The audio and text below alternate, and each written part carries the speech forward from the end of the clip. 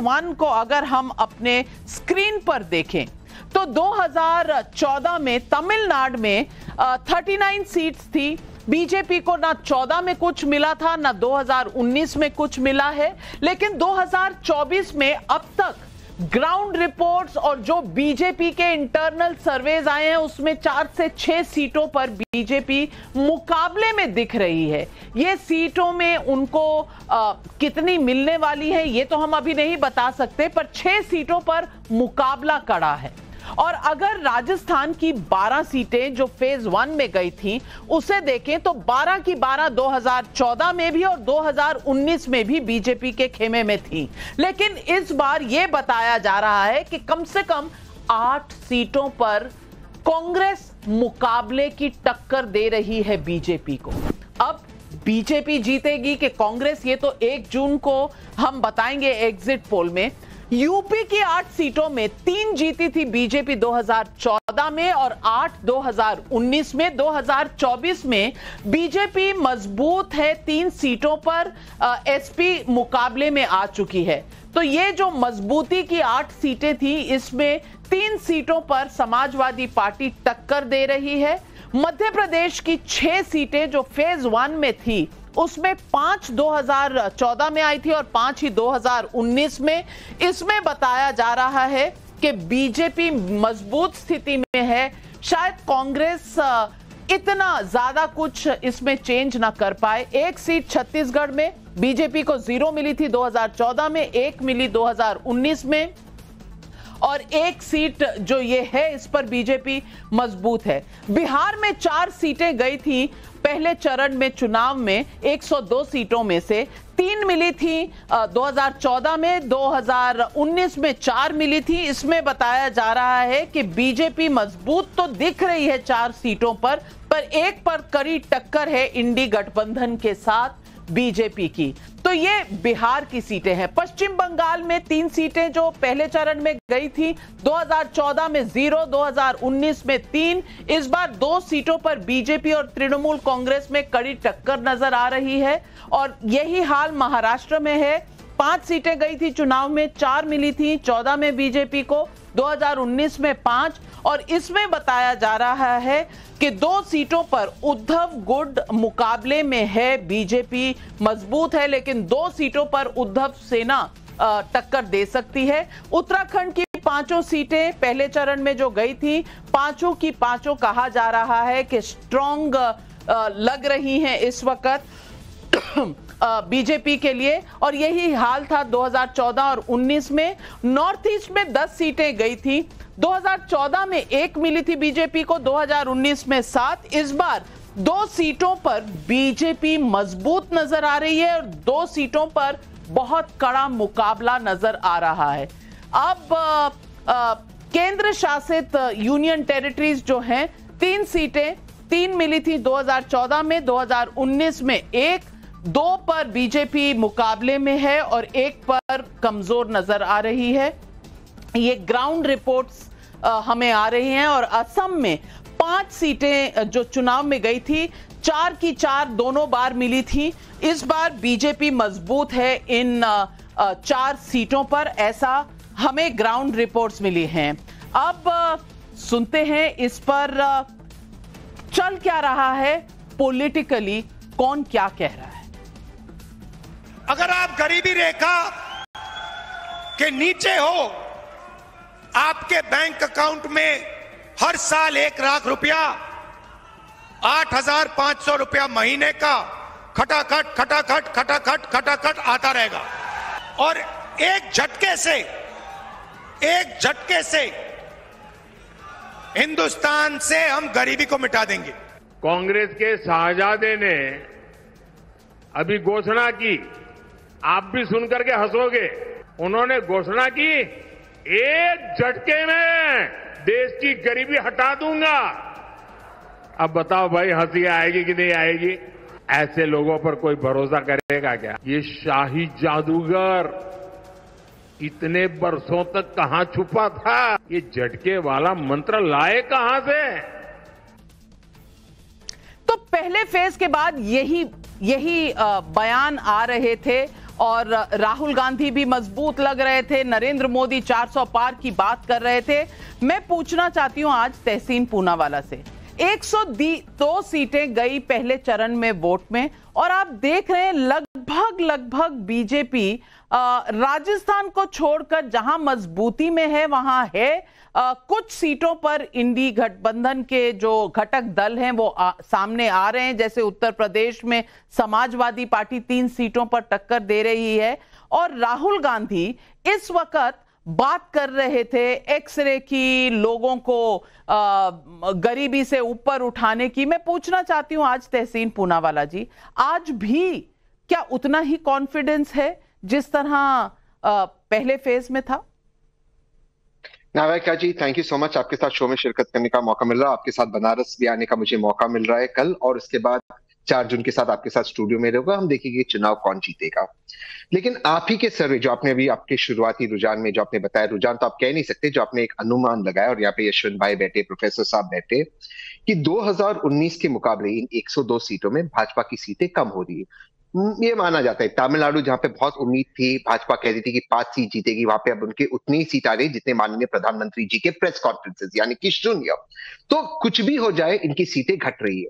अब सीटें घट रही है, इसलिए फर्स्ट पोल के बाद प्रधानमंत्री जी ने चालू कर दिया मच्छी, मंगलसूत्र, मुसलमान, भैंस, ये सारी बातें माननीय प्रधानमंत्री ने शुरू कर दी। और जो एम फैक्टर है, मोदी जी का एम फैक्टर, उस पे वो एम फैक्टर पे ही कायम रहे।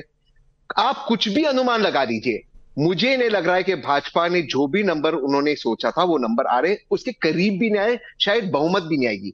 लेकिन एक चीज तो जरूर है कि 4 जून के बाद माननीय नरेंद्र मोदी जी शपथ लेंगे विपक्ष के नेता की, प्रधानमंत्री बनेगा इंडिया अलायंस का, नया प्रधानमंत्री बनेगा और देश को आगे ले जाएगा। चलिए, तो फिर अजय आलोक जी, मैं आपसे पूछना चाहूंगी, पहले फेज के बाद तमाम बातें चल रही थी कि पोलिंग परसेंटेज कम हो गया, अरे इंडिया अलायंस बहुत आगे आ गई, क्योंकि इस फेज में 40 सीटें तो वो थी जो तमिलनाडु की थी, और तमिलनाडु में अब से पहले बीजेपी का ऐसा कोई रेफरेंस पॉइंट ही नहीं था जो कंपैरिजन किया जा सके। क्या इस वजह से ऑपोजिशन ने सोचा कि शायद इस वक्त बीजेपी बैकफुट पे है 400 की पार की बात करते करते?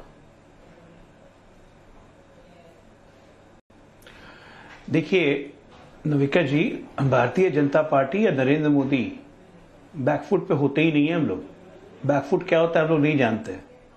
फ्रंट फुट पे ही खेलते हैं, चौके छक्के की भरमार करते हैं। और तहसीन भाई को 4 तारीख तक तो खुश होने का मौका चाहिए ना भाई। 4 के बाद वो भी जाएंगे छुट्टी मनाने राहुल बाबा के साथ। काफी 1-1.5 महीना चुनाव में मेहनत किया, बैटिंग किया राहुल जी के लिए। तहसीन जी को कभी कभी खुद ही लगता होगा कि यार हम लोग इतना मेहनत करते हैं, राहुल आता है खटाखट करके सारी मेहनत पानी में चली जाती है, और 4 तारीख के बाद यहां भारत से भागेंगे फटाफट। अब नॉर्मल चीज सोचिए नविका जी, हम तो कह रहे हैं कि 39 सीटें तमिलनाडु, 1 सीट पुडुचेरी। इस 40 में हमारे प्रदेश अध्यक्ष को आपने भी इंटरव्यू किया है, वो कहते हैं कि हम डबल डिजिट में रहेंगे। हमारे लिए तो 0 है तमिलनाडु। अगर हम डबल डिजिट में ना भी रहे उनके हिसाब से, अगर हम 8-9 पे भी रहे, 4-5 पे भी रहे, तो हम गेन कर रहे हैं कि हम लूज कर रहे हैं। उत्तर प्रदेश की 8 सीटों में 5 सीटें हमने हारी थी, इस बार वो 5 की 5 हम जीत रहे हैं, तो हम गेन कर रहे हैं कि हम लूज कर रहे हैं। इसी तरह तमाम राज्य हैं। राजस्थान के बारे में आपने बोला, पता नहीं कहां से राजस्थान के बारे में इनको फीलर मिल रहा है, मुकाबले में है। अरे तो मुकाबला राजस्थान में कांग्रेस और भाजपा का ही ना होगा, तीसरा पार्टी तो आएगा नहीं।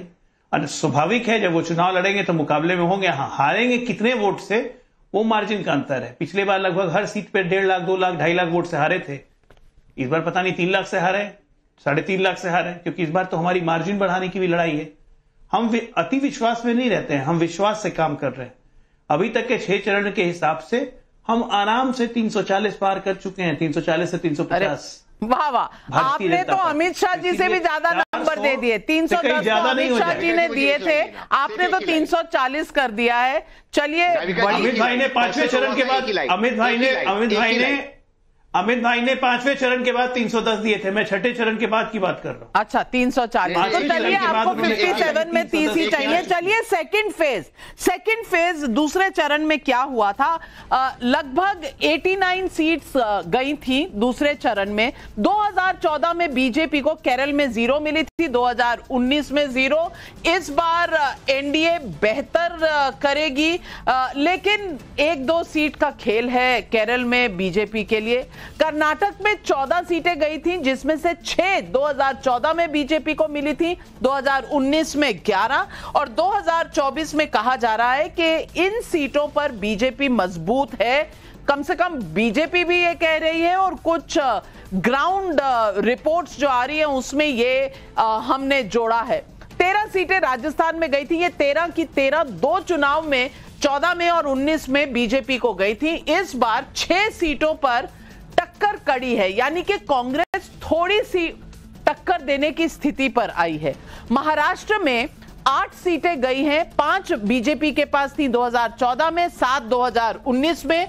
इस बार 2 सीटों पर इंडी अलायंस गठबंधन मजबूत नजर आ रहा है, और यहां बीजेपी को यानी कि एनडीए को थोड़ा चौकन्ना रहना पड़ेगा। यहां क्या होगा फेरबदल, ये तो हमें 4 जून को पता चलेगा। यूपी में 8 सीटें में 14 में मिली थी बीजेपी को, 7 सीटें 2019 में। इस बार इन 8 सीटों पर दूसरे चरण में बीजेपी मजबूत नजर आ रही है। एमपी में 6 सीटें गई थी, 6 की 6 दोनों चुनाव में, पिछले चुनाव में बीजेपी की तरफ गई थी, और इस बार भी कहा जा रहा है कि ये बहुत मजबूत सीटें हैं। असम में 5 सीटें, 2 मिली थी 14 में, 4 मिली 19 में, 2024 में बीजेपी मजबूत नजर आ रही है। बिहार में 5 सीटों में से 0 मिली थी 2014 में, 4 मिली 2019 में। अब इसमें 2 सीटों पर टक्कर नजर आ रही है दूसरे चरण में।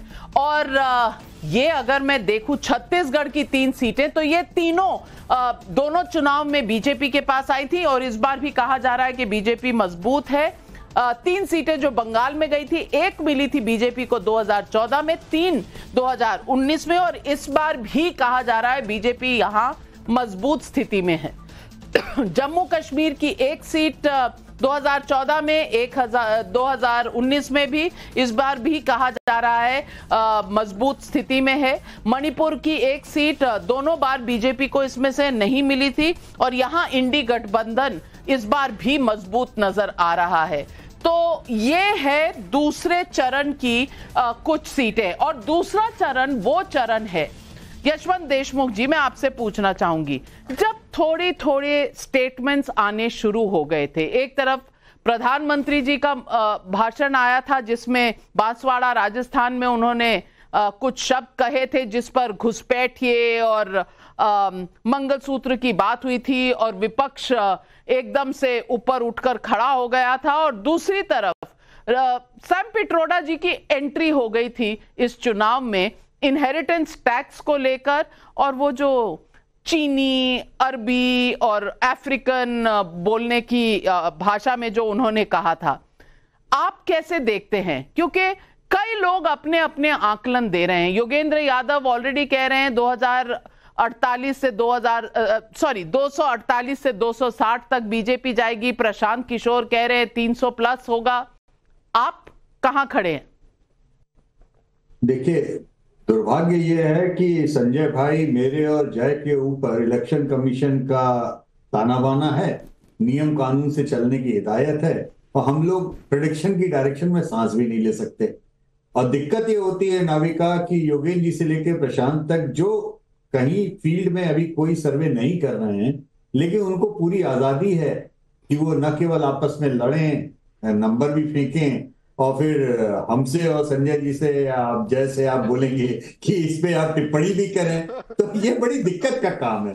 अब और हमारे सामने कुलबुलाहट ये होती है नाविका कि जैसे ना कभी कभी ज्ञान का बोझ बहुत ज्यादा भारी लगता है, क्योंकि आपको जानकारी है, अब सामने वाला बिल्कुल सरासर फेंक रहा है और आप बैठ करके कुछ कर भी नहीं सकते। पेट में गुड़गुड़ हो रही है, पेट में गुड़गुड़ हो रही है यशवंत देशमुख जी। कुलबुलाहट बहुत होती है, कुलबुलाहट बहुत होती है, इसलिए हम लोग केवल यही है कि भाई जितना शराफत से आएगा कि भाई तो मुझे 2-3 चीजें मैं आपके लिए सरल कर देती हूं। राम लहर है कि नहीं है, मोदी लहर है कि एंटी मोदी लहर है, राहुल गांधी लहर है या इंडिया अलायंस लहर आपको कहीं नजर आ रही है? बस इनका जवाब दे दीजिए। नाविका, मैंने बहुत सोच समझ के एक लाइन का इस्तेमाल किया था, हालांकि हर कोई अपनी अपनी सुविधा के हिसाब से उसको ले हो। मैंने बोला ये जीरो वेव इलेक्शन है, और जीरो वेव इलेक्शन के पीछे मेरा कहने का मंतव्य जो था वो ज्वार भाटा के ऊपर था। मैंने बोला था कि भाई चुनाव में या तो ज्वार आता है या भाटा आता है, दो में से कोई एक चीज आती है। 2014 में ज्वार आया, 2019 में ज्वार के ऊपर एक और ज्वार आया, अब 2024 में भाटा आया या नहीं आया, ज्वार और नहीं दिख रहा है उसके ऊपर। तो मैंने इसलिए बोला था कि ये जीरो वेव इलेक्शन है, ना तो मुझे ज्वार के ऊपर ज्वार दिख रहा है, ना ही मुझे ये पिछले वाले ज्वार को भाटा में वापस की ओर जाते हुए वैसा कुछ टर्नआउट में दिख रहा है। तो उसको भाई लोगों ने सबने अपने अपनी सुविधा के हिसाब से वो जीरो लॉस थ्योरी की तरह जीरो वेव इलेक्शन को भी हर कोई ले उड़ा। अब अंतर केवल इतना है कि उसमें इतनी सी चीज समझने की है, पूरे 6 फेजेस में नाविका, अगर आप पूरे भारत के नक्शे को उठा लें किन राज्यों में टर्नआउट बढ़ा या गिरा, बहुत सिंपल सी थ्योरी है। जिन राज्यों में चुनाव पूर्ण अपने सर्वे और ट्रैकर्स में हम सभी लोग, संजय भाई, हम और जय, हम सभी लोग बहुत शुरू से कह रहे थे कि सबसे ज्यादा कांटे का मुकाबला आपको पश्चिम बंगाल में दिखेगा, बिहार में दिखेगा, महाराष्ट्र में दिखेगा, कर्नाटक में दिखेगा। इन 4 को हम लोगों ने हमेशा बैटल ग्राउंड स्टेट बोला। इन राज्यों में टर्नआउट बहुत हेल्दी है, पूरे भारत से कहीं ज्यादा बेहतर है, बहुत बड़ा भी है बहुत सारी सीटों पे। महाराष्ट्र में भी टर्नआउट दरअसल 2 जगहों पे बढ़ा है। एक तो जहां बीजेपी वर्सेस कांग्रेस की सीधी टक्कर है वहां टर्नआउट बढ़ा है, दूसरा 2 सेनाओं की घर की जो लड़ाई है उसमें टर्नआउट बढ़ा है। असली सेना नकली सेना का रिजल्ट तय करेंगे, लेकिन चाचा भतीजे की लड़ाई में टर्नआउट डूब गया है। वहां पर शायद उन यानी शरद पवार, अजीत पवार नहीं है, हाँ जी, उनमें कोई लोगों का इंटरेस्ट नहीं है, इसलिए शायद वो टर्नआउट वहां पे गिर गया। अब मेन चीज ये है, टर्नआउट जहां पे गिरा है वो स्टेट्स वैसे हैं नाविका जहां पे हम लोग ने लगातार बोला ट्रैकर्स में और हमारे प्री पोल सर्वेज में कि ये लॉपसाइडेड स्टेट हैं, इनमें एक तरफा ट्रेंड्स आ रहे हैं, चाहे भाजपा के पक्ष में चाहे भाजपा के विरोध में। केरल में टर्नआउट गिरा, तमिलनाडु में टर्नआउट गिरा, बहुत सारे राज्य ऐसे हैं जब भाजपा के विरोध में परिणाम वहां टर्नआउट गिरा, और ज्यादातर जगहों पे जहां भाजपा के पक्ष में एक साथ एक तरफा स्टोरी है वहां पर टर्नआउट गिरा। इन दोनों ही तरीके के राज्यों में नाविका जो भाजपा के समर्थक थे वो अगर जीतने वाली सीट पे थे वो इसलिए नहीं गया कि जीत रहे हैं, थोड़ा बहुत नहीं गए तो क्या फर्क पड़ता है। जो हारने वाली जगह पे थे उनका था यहां हार ही रहे हैं क्यों नहीं गए, वही विपक्ष के लोगों का सोचना था। जहां हार रहे हैं नहीं गए तो भी चलता है, जीत गए तो भी नहीं चलता। तो थोड़ा बहुत लॉपसाइडेड कंटेस्ट, एक तरफा मुकाबला होने के कारण कुछ जगहों पे कुछ लोगों का रुझान मतदान को लेके कम हुआ है, लेकिन उन्हीं राज्यों में जिन सीटों के ऊपर बहुत तगड़ा कंटेस्ट हुआ वहां पर टर्नआउट बढ़ गया। पूरे राजस्थान में टर्नआउट ड्रॉप हुआ लेकिन बाड़मेर में बढ़ गया। क्यों बढ़ गया भाई? यानी टक्कर मुकाबला सही है, जहां पर कंटेस्टेंट और कैंडिडेट सही है और जहां लग रहा है कि कुछ फाइट है, कुछ बदल सकता है। लेकिन आपने फिर भी नहीं बताया, आपने ये तो कह दिया कि ज्वार पे ज्वार नहीं है पर भाटा भी नहीं है, और भाटी जी की तब से स्माइल कहीं चली गई है। और मैं राजकुमार भाटी जी के पास आऊं तो इससे पहले मैं तीसरे फेज का भी एक बार आपको समीक्षा करके बताना चाहती हूं। तीसरे चरण में 93 सीटें गई।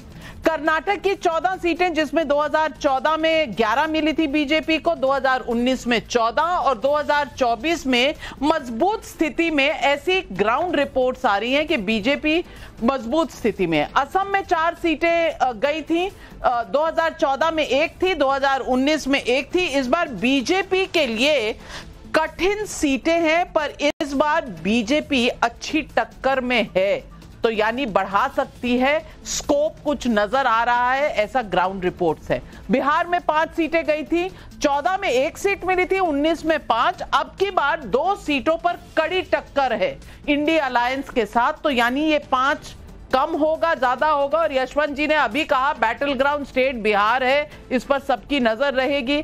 छत्तीसगढ़ में 7 सीटें, 6 गई थी बीजेपी को दोनों चुनाव में। इस बार भी बीजेपी इन 6 पे मजबूत स्थिति पर है।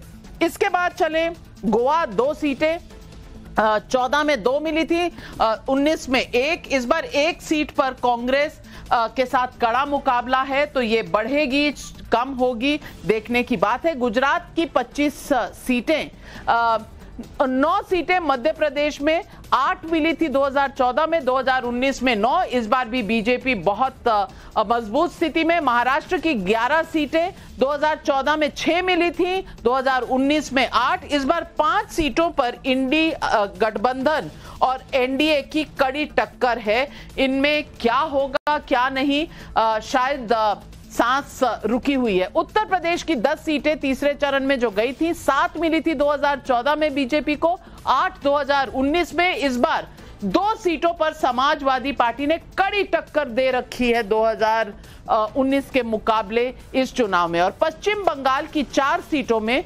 2014 में तो एक भी नहीं मिली, पर 2019 में 1 मिली थी। इस बार बीजेपी की इस स्थिति कमजोर है इस सीट पर, और क्या उलटफेर होने वाला है ये देखने की बात है। और यूनियन टेरिटरीज का आप देख लें, 1 सीट गई थी और ये रुझान है। तो मैं राजकुमार भाटी जी आपसे पूछना चाहती हूं, तीसरा फेज वो फेज है जिसमें वोट जिहाद की एंट्री हो गई थी। तो जब ज्वार नहीं नजर आ रहा और भाटा भी नहीं नजर आ रहा, तो वोट जिहाद शुरू कर दिया। नावका जी, मैंने आपका और यशवंत देशमुख जी का विश्लेषण बहुत ही गौर से सुना, एक एक शब्द, और बहुत सुंदर विश्लेषण किया दोनों ने। काफी हद तक निष्पक्षता इसमें बरती है, और आपने मुद्दे भी बताए कि कौन से चरण में क्या मुद्दा, बहुत अच्छा लगा। आज तो आपने हमें निष्पक्ष कह दिया, तो मैं आपको सैल्यूट कर रही हूं स्टूडियो से। ऐसा आप कभी कहते कम ही है। नहीं देखिए, जो मुझे ईमानदारी से निष्पक्षता नजर आई, मैं झूठ कभी बोलता नहीं हूं। आपने बहुत सुंदर एक एक चरण का लगभग सत्यता के नजदीक है, मुझे कोई इसमें कोई दिक्कत नहीं है। लेकिन मैंने जो उसका अर्थ निकाला है, कोई भी इसे दोबारा सुन के अर्थ निकाल सकता है। इसका लब्बोलुआब ये निकलता है पूरे विश्लेषण का, यशवंत जी का भी और आपका भी, कि इसमें जो भी नुकसान हो रहा है वो एनडीए को हो रहा है, और जो भी फायदा हो रहा है वो इंडिया गठबंधन को हो रहा है। वो हमें उम्मीद है कि ज्यादा फायदा होगा। आपके विश्लेषण में दोनों के में थोड़ा कम दिखाई दिया। एक आपने शब्दों का हेरफेर थोड़ा सा जरूर किया कि ये इन चीजों पे तो बीजेपी मजबूत है, और यहां जो है इंडिया गठबंधन टक्कर दे रहा, समाजवादी पार्टी टक्कर दे रही है, या कांग्रेस। कुछ सीटों पे हमें भी मजबूत बता देते तो हमें भी अच्छा लगता, हमारा दिल भी खुश हो जाता कि भाई हम भी कहीं कहीं मजबूत हैं। वो भाटी जी इसलिए क्योंकि ये एग्जिट पोल नहीं है, ये एग्जिट पोल नहीं है, किस तरफ जा रहा है मैं बता नहीं सकती। जी जी जी, नहीं मैं सहमत हूं, बिल्कुल सहमत हूं। लेकिन जैसा कि आपने मुद्दे की बात की, तो मुद्दे पे अगर हम देखें तो माननीय मोदी जी ने जब शुरुआत हुई थी चुनाव की, तो सबसे पहला मुद्दा ये उठाया था कि कांग्रेस का घोषणा पत्र मुस्लिम लीग के दफ्तर में तैयार हुआ है। यानी मुस्लिम लीग से शुरू हुए, फिर मंगलसूत्र आया, फिर मछली आई, फिर मुगल आए, फिर मुसलमान आए, अब मुजरे पे पहुंच गए। बीच में भैंसें भी आई और पता नहीं घर भी आए, बिजली भी आई कि आपके घर में बिजली लगी है वो छीन ले जा, कांग्रेस बंद कर देगी, कनेक्शन खत्म कर देगी, अंधेरा कर देगी। तो ये जरूर हमें लगता है कि चरणबद्ध तरीके से, चरण वाइज माननीय मोदी जी कुछ परेशान दिखे, एनडीए के नेता परेशान दिखे, और भारतीय जनता पार्टी बैकफुट पर दिखी, जिसकी सफाई अजय आलोक दे रहे थे कि मोदी जी तो कभी बैकफुट पर जाते नहीं है। बैकफुट पे तो अब वो अलग बात है कि वो बायोलॉजिकली पैदा नहीं हुए हैं, वो तो अवतरित हुए हैं, लेकिन जो अवतरित हुए थे पहले उन्हें भी कभी कभी बैकफुट पर जाना पड़ता है। रणछोड़ नाम दिया जाता है श्री कृष्ण भगवान को, जो बहुत बड़े लोकनायक हुए इस तरह की बात रण। भाटी जी, राहुल गांधी की भाषा बोल रहे हैं, काउंटर आ रहा है आपके लिए अजय आलोक जी। घटिया और फुहर भाषा बोलेंगे आप। मैं अपने विचार रखूंगा, अजय आलोक आपके तो रखूंगा नहीं। फुहर भाषा मत, श्री कृष्ण जी को रणछोड़ नहीं, बायोलॉजिकली पैदा नहीं हुए, ये विचार है आपके। यार घटिया वटिया ऐसे स्तर क्यों गिराते हो? पहली बात तो आपके ये स्तर क्यों गिराते हो? आपका बदल गया, ये क्यों स्तर गिराते हो? देना शुरू किया, समाजवादी पार्टी का एक बार भी नाम नहीं लिया, कांग्रेस के ही नाम लिए जा रहे हैं। कांग्रेस के प्रवक्ता हो गए क्या आप? अपने घोषणा पत्र का बात नहीं कर रहे, कांग्रेस के घोषणा पत्र पे आ गए, और राहुल गांधी की भाषा बोल रहे हैं फुहड़ वाली, और आप उम्मीद करते हैं कि मैं सुनूंगा? अरे समाजवादी पार्टी की बात कीजिए ना, 4 कंधे नहीं मिलेंगे उठाने के लिए, ठीक है ना? पिछले बार तो 5 आ गए थे। ये भी भाषा मैं नहीं चाहूंगी कि रहेगी। आज एनालिसिस कर रहे हैं, एनालिसिस कर रहे हैं, तो भाषा पे ना जाए तो बेहतर है। दोनों तरफ भाषा दोनों तरफ से अमर्यादित रही है। लेकिन मैं संजय जी से पूछना चाहती हूँ, संजय जी, जब आप देखते हैं इस चुनाव को, एक वाक्य बोलने की अनुमति आप कृपया मुझे दे दें। ठीक है, एक वाक्य जी, एक वाक्य बोलने की अनुमति देते तो आपकी बड़ी मेहरबानी होगी। जी सर। मैं भारतीय जनता पार्टी के प्रवक्ता जिनके नाम के आगे भी डॉक्टर लगा हुआ है, डॉक्टर अजय आलोक से उम्मीद कतई नहीं करता वो गली के छिछोरों की भाषा बोलेंगे, जो सौदे टाइप लोग होते हैं ना, पान के खोखे पे खड़े होते हैं। तो आपने बोली है अभी। मैंने कौन सी आपत्तिजनक बात कह दी जिस पे आप बाहर हो रहे हैं? चलिए, जिनके पास कोई अच्छा शब्द नहीं है, 6 फेज में, 6 चरणों में अगर आपके बीच की जो ये दोनों तरफ से तू मैं चल रही थी, अब तक नहीं खत्म हुई, तो अब कहां खत्म होगी? अब तो एक ही चरण रह गया है भाटी जी। ठंडा पानी आप भी पिए, ठंडा पानी अजय आलोक जी भी पिए। लेकिन संजय जी, मैं वापस उसी मुद्दे पर आती हूं। वेव इलेक्शन नहीं है, कुछ लोग कह रहे हैं, लेकिन एक तरफ योगेंद्र यादव जी हैं, एक तरफ है प्रशांत किशोर जी, कुछ इंटरनेशनल सेफोलॉजिस्ट भी हैं। सेफोलॉजी के हिसाब से आप इस चुनाव को कैसे देखते हैं? और अब तक जो हमने देखा है उसमें आपको क्या लग रहा है? आपको लग रहा है कि डिसएडवांटेज इतना बड़ा है, सुनामी है, ज्वार है, भाटा है, तमाम शब्दों का इस्तेमाल किया यशवंत जी ने, आप कैसे देखते हैं? नाविका जी, मुझे कहीं भी नहीं लगता कि ये वेव इलेक्शन है। वेव का मतलब शायद पूरा झुकाव वोटरों का एक तरफ होता, लेकिन यूं कहूं कि अलग अलग राज्यों में छोटी छोटी तरंगें दिख रही हैं। कोई एक तरंग पूरब से पश्चिम की ओर जा रही है, तो दूसरी पश्चिम से पूरब की ओर जा रही है। छोटे छोटे मुद्दे दिखाई पड़ते हैं। राम मंदिर का मुद्दा मुझे देश भर में दिखाई नहीं पड़ता। ऐसा लगता था जनवरी के महीने में कि राम मंदिर का मुद्दा एक बड़ा मुद्दा बनेगा और इसके सहारे बीजेपी चुनाव लड़ेगी। ऐसा भी लगता था कि धारा 370 का एक बड़ा मुद्दा हटाया जाना एक बड़ा मुद्दा बनेगा। लेकिन ये दोनों मुद्दे जो बीजेपी को कहीं ना कहीं बड़ी एडवांटेज दे सकते थे, ये दोनों मुद्दे बड़े मुद्दे बनते हुए मुझे दिखाई नहीं पड़े। इसी के लिए एक वेव इलेक्शन जैसा दिखाई नहीं पड़ता। ऐसा नहीं लगता कि बड़ी संख्या में मतदाता एक किसी खास मुद्दे के सहारे की एक पार्टी को वोट कर रहे हैं। अलग अलग राज्यों में, जैसा मैंने जिक्र किया, अलग अलग छोटे छोटे मुद्दे हैं। दूसरी बात, मुझे लगता है बड़ी संख्या में 14 और 19 के चुनाव में हमने देखा, बड़ी संख्या में मतदाताओं ने पहले ही वोट किसको देना इसका मन बना लिया था। पहले से तय था कि मुझे एक फला पार्टी को वोट करनी है, और निश्चित है 19 और 14 का जिक्र करेंगे तो वो बीजेपी थी। इसी के लिए एक वेव दिखाई पड़ता था। लोगों में उत्साह बहुत पहले से था, उसकी कमी दिखाई पड़ती है इस बार। मुझे लगता है उन मतदाताओं की तादाद बढ़ी है जो बाद में मन बना रहे हैं, जिन्होंने बाद में अपना मन बनाया है। इसी कारण हमें वेव नहीं दिखाई पड़ता। तो अगर 2019 वाली स्थिति नहीं दिखती है, और 2019 के चुनाव में बीजेपी के लिए एक वेव था, राष्ट्रवाद पर चुनाव लड़ा जा रहा था, लोगों में उत्साह, उमंग, बड़ा जोर शोर था, और वैसी स्थिति अगर नहीं दिखाई पड़ती है तो कुछ न कुछ मुझे लगता है बीजेपी को नुकसान होता हुआ दिखाई पड़ता है, या उसकी कहूं पूरी संभावना मुझे दिखाई पड़ती है। और नुकसान मैं 2019 के तुलना में कह रहा हूं। कुछ न कुछ या बहुत बड़ा नुकसान, यही तो पूछ रही हूं। नहीं, मुझे नहीं लगता है बहुत बड़ा नुकसान है। बहुत बड़ा नुकसान, ये दोनों बहुत कहूं तो वेग टर्म्स है। लेकिन बड़ा नुकसान मतलब क्या सरकार नहीं बनेगी बीजेपी की? क्या एनडीए की सरकार नहीं बनेगी? ना, ऐसा नुकसान तो होता हुआ मुझे कतई दिखाई नहीं पड़ता। लेकिन हाँ, कुछ ना कुछ का मतलब, अगर यूं कहूं कि अगर एक क्लास में एक बच्चा टॉप करता था, उसे 97-98% मार्क्स आते थे, उसके नंबर अगर 94% हो गए तो नुकसान तो उससे हुआ, लेकिन फिर भी वो टॉपर है। चलिए, बहुत अच्छी तरीके से आपने समझा दिया। मुझे लगता है दर्शक समझ ही गए होंगे। लेकिन अब चलते हैं चौथे चरण की तरफ, और चौथे चरण में 80 सीटें गई थी चुनाव में। बिहार की 5 सीटें, ये पांचों बीजेपी के पास थी। बीजेपी इन पांचों पर तो मजबूत स्थिति में नजर आती है, ऐसा ग्राउंड रिपोर्ट्स कह रही हैं। जम्मू कश्मीर में 1 सीट दोनों चुनाव में बीजेपी को नहीं मिली थी। बीजेपी उम्मीदवार इसमें है ही नहीं, तो इसकी चर्चा हो नहीं सकती। एमपी की 8 सीटें 8 की 8 बीजेपी के पास गई थी दोनों चुनाव में। अब 2024 में भी बीजेपी इसमें मजबूत। महाराष्ट्र की 11 सीटें 2014 में बीजेपी को गई थी, 9 गई थी 2019 में, और इस बार 9 पर बीजेपी अपनी सीटों पर मजबूत नजर आ रही है। अब देखते हैं इसके आगे। तेलंगाना की 17 सीटें, 17 सीटों पर 2 थी पहले बीजेपी के पास 14 में और 4 2019 में।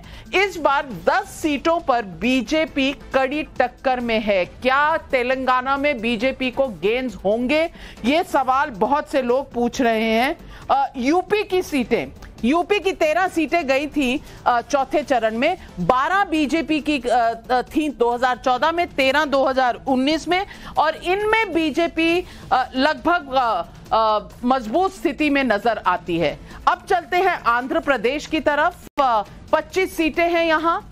17 एनडीए को मिली थी, यानी कि जब चंद्रबाबू नायडू बीजेपी के साथ थे 17 मिली थी 25 में से 2014 में। 2019 में कोई गठबंधन नहीं था, और इस बार कहा जा रहा है कि 5 सीटों पर एनडीए कड़ी टक्कर में है। अब 5वें चरण की तरफ अगर हम चले तो बिहार की 5 सीटों में पांचों दोनों चुनाव में बीजेपी के पास थी। इस बार 4 सीटों पर बीजेपी मजबूत है, पर एक सीट पर इंडी गठबंधन के साथ टक्कर में है। झारखंड की 4 सीटें 2014 में 3 मिली थी बीजेपी को, 2019 में भी 3, और इस बार 3 सीटों पर बीजेपी मजबूत है, 1 सीट पर टक्कर नजर आ रही है। यहां कुछ गेंस होंगे, देखने की बात है। महाराष्ट्र में 13 सीटें 13 की 13 बीजेपी के पास थी दोनों चुनाव में। बीजेपी मजबूत है, लेकिन 4 सीटों पर इंडी गठबंधन के साथ मुकाबला कड़ा है 13 सीटों में से। यूपी की 14 सीटों में से 2014 में 12, 2019 में 13, इस बार बीजेपी मजबूत, और 2 सीटों पर इंडी गठबंधन के साथ फाइट है, यानी समाजवादी पार्टी के साथ। पश्चिम बंगाल की 7 सीटें 5वें चरण में बीजेपी के पास 14 में 0 थी, 2 आई 2019 में, 2024 में बीजेपी कमजोर, 3 सीटों पे टीएमसी को कड़ी टक्कर दे रही है। ओडिशा में 5 सीटें जो गई थी 5वें चरण में, 2014 में 1, 2019 में 3, और इस बार बीजेपी मजबूत है, 4 सीटों पर फाइट दे रही है। मैं आपसे पूछना चाहूंगी जयमरुख जी, जिस तरह से हमने यशवंत जी से और संजय जी से बात की, कुछ लॉस हो सकता है लेकिन इतना बड़ा नहीं कि बीजेपी सरकार नहीं बनाएगी, ये लगभग इस तरह की बातें आ रही हैं। लेकिन इंडिया अलायंस का अगर आप एंथुजियाज्म देखें, उनके जो इस वक्त हौसले हैं उनको देखें, तो ऐसा लग रहा है कि बस उनकी सरकार तो 4 जून को बन ही रही है। आप इस चुनाव के 6 चरणों में रुख क्या देख रहे हैं?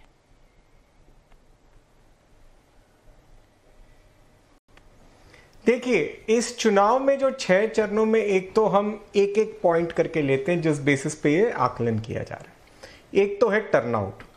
एक्चुअली टर्नआउट ने जो एक सिजर ग्राफ फॉलो किया है, सिजर मतलब कैंची जैसा ग्राफ, उसका मतलब क्या है कि पहले 1-2 फेज में टर्नआउट कम, लेकिन तीसरे और चौथे फेज से टर्नआउट मैच करने लगा या पिछली बार के टर्नआउट को थोड़ा एक्सीड करने लगा। तो वो एक बात है।